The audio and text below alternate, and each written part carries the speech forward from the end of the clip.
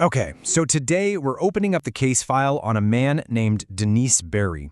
A man whose ambition, well, it led him to a truly terrifying and frankly an unknown fate.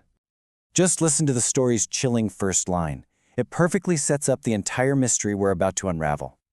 So, to really get a handle on what happened to Barry, we've got to dig into the man himself. You know, what was he like? And what was this grand plan of his that ultimately sealed his doom? So here he is. This is our guy, Dennis Barry. He's an Irish-American who went to the States, made a fortune, and then came back home with this huge dream to buy back his family's ancestral castle and restore it to its former glory. But, Barry didn't just bring back a pile of cash, he brought back a whole new way of thinking. A very modern, very American mindset. And when he looked at the ancient Irish landscape, he didn't see something sacred. Nope, he saw an opportunity. And this right here, this is where everything really kicks off. It's the central conflict in a nutshell. On one side, you've got Barry, thinking about progress, development, profit. And on the other, you have the locals, with centuries of wisdom, warning him about an ancient curse. To him, this bog was just wasted space. To them, it was sacred ground with secrets you just don't touch. So what does Barry do? He laughs. He completely dismisses their warnings, calls it all just a bunch of absurd superstition. When the locals pack up and flee in terror, he doesn't even blink. He just hires a new crew of laborers from the north to get the job done. Okay, so what were these legends? What were the locals so terrified of? Let's take a closer look at the warnings they were trying to give it. See, this wasn't just some random ghost story they made up. The peasants' fears were actually rooted in something real. The Lebor Gabála Érenn, which is an actual collection of Irish myths. It tells these stories of ancient peoples, forgotten histories, and invasions long, long ago. And this is where the author, H.P. Lovecraft, gets really clever. He basically takes these real Irish myths about sunken cities and mashes them up with some old theories that these ancient people came from the Mediterranean. What he creates is this incredibly powerful idea of a lost, almost Greek-like civilization buried right there under the bog. And the local peasants, in his story, they're the only ones who actually know the real danger.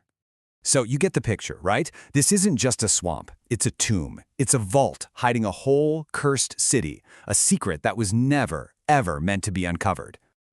All right, now let's shift gears and look at the eyewitness account from the story's narrator. He started out just like Barry, a total skeptic. But, well, he pretty quickly started seeing things that he just could not explain. It started small. First, these weird, faint piping sounds at night. Then came these incredibly unsettling dreams, visions of a grand city being wiped out by a plague and then buried. And then, the finale. He witnesses this absolutely terrifying scene of Barry's laborers dancing like puppets in a trance, with these strange, glowing white figures that seem to come right out of the bog. And make no mistake, this was no party. This was a ritual. A deeply ancient, terrifying ceremony playing out right there on the moonlit plain. And Barry's own workers? They were the unwilling participants. So all of this builds and builds until we get to the final, catastrophic night. The night the bog decides to reclaim what belongs to it. Suddenly, this terrifying, unnatural red light just explodes from the old ruin on the island, bathing the entire bog in this sinister scarlet glow.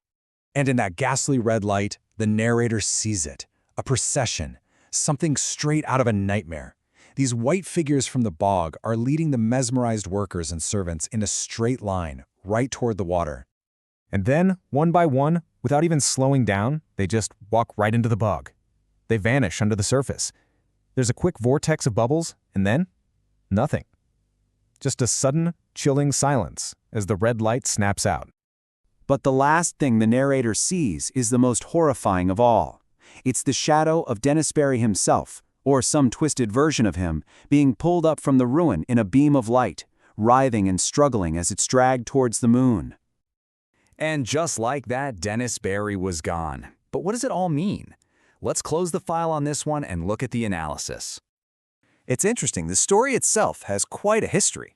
Lovecraft wrote it way back in 1921, but it wasn't until decades later that critics and academics really started to dig in and unpack all the deeper themes hiding in there. And when you look at how people see the story today, it's fascinating.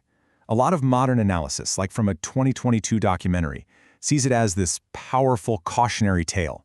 It's about ecological destruction, a critique of capitalism, and the incredible arrogance that can come with financial power. And here's the ultimate irony, right? The local peasants, the ones Barry laughed at, the ones he called superstitious, they were the only ones who actually understood the danger. They held the knowledge that could have saved everyone. So, that leaves us with one last big question. What really destroyed Dennis Barry? Was it some supernatural curse lurking in the bog? Or was it his own stubborn refusal to believe that some things in this world are more valuable than profit? Maybe, just maybe, the real monster wasn't in the bog at all. Maybe it was the hubris inside the man.